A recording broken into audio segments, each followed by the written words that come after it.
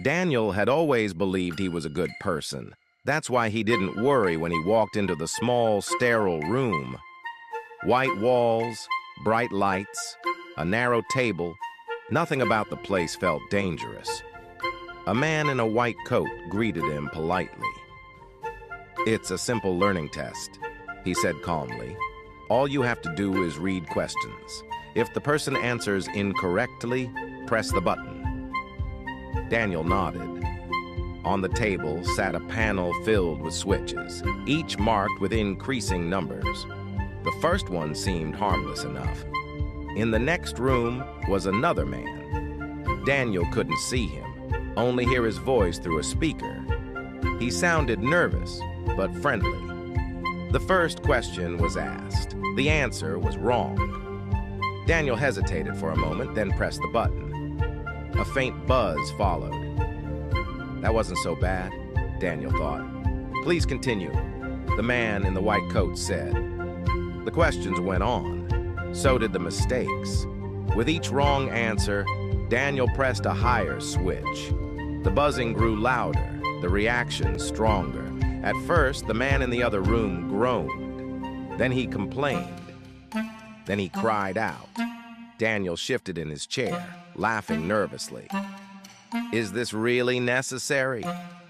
The man in the white coat didn't flinch. "The experiment requires that you continue."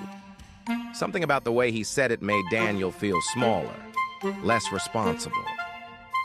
At 150 volts, the voice in the speaker cracked.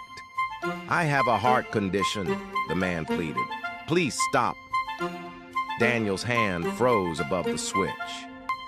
"I don't feel comfortable doing this," he said quietly. "You are not responsible," the man replied. "Please continue." Not responsible. The words settled into Daniel's mind like a sedative. He pressed the button. The scream that followed was sharp and desperate. Daniel's stomach twisted. His heart pounded so loudly he could barely hear the next question. He wanted to leave. He wanted to stand up and say no, but he didn't. Each switch felt heavier than the last.